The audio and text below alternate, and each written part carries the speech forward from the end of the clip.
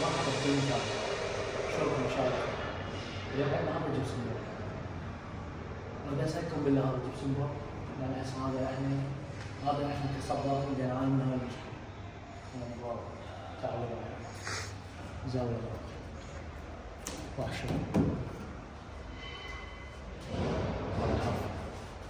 يعني ما أدري أنا شو هذا الموضوع؟ إنه بأغلب الناس المشكلة وين؟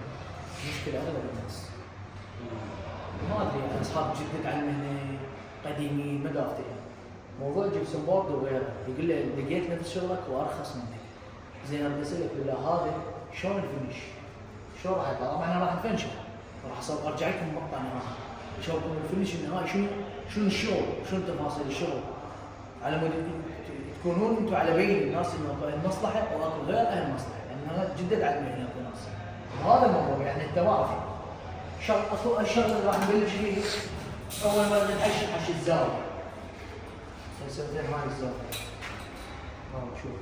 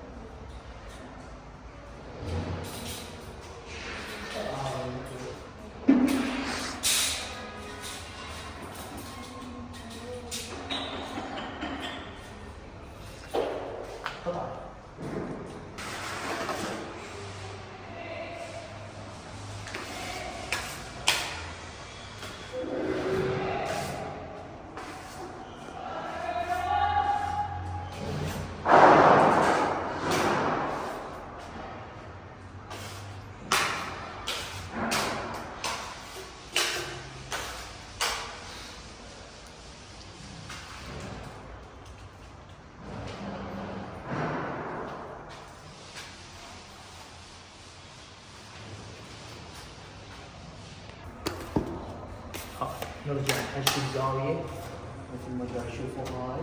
طبعا هنا زاوية ماكو عليه زاوية هنا ماكو. المشكلة شو يقول لك؟ الصباغ هو يعالج هو يرتب الأمور صحيح؟ بس حبيبي انت الصباغ يعني ما نبي المفروض هاي تقعد الزوايا 100% صحيحة؟ تقدر تحشيها ما يطلع بها اي مشكله.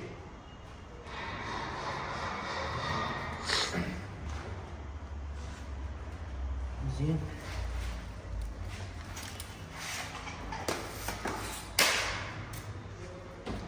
تعال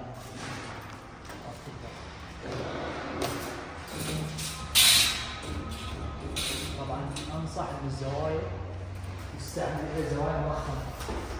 شوف عندك زاويه بالجبسن بورد يضيع لك العداله.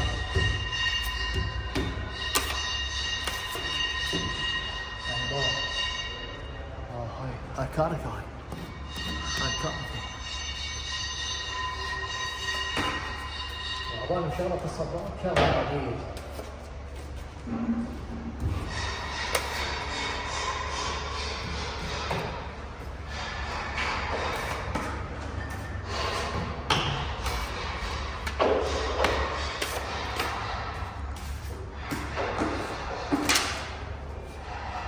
والله العظيم يعاني بالقرآن الكريم الصباغ يعاني الشغل النظيف والمرتب. لقيت منك ارخص خبصه والدنيا لقيت منك ارخص.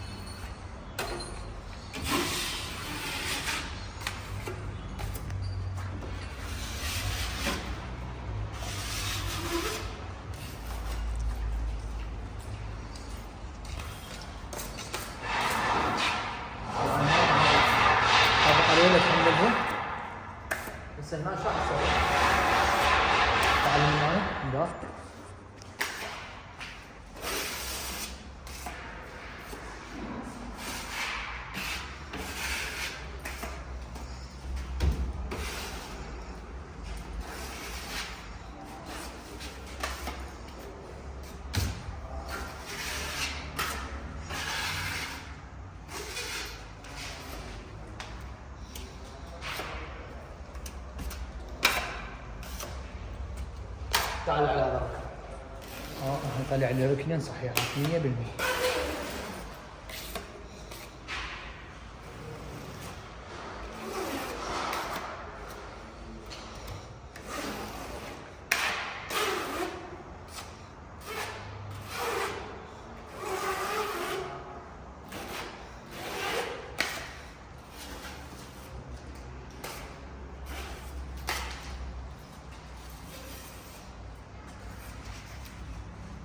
باوع لي بين هذا الزاوية، بين هذا الركن، باوع لي هذا الركن فرض.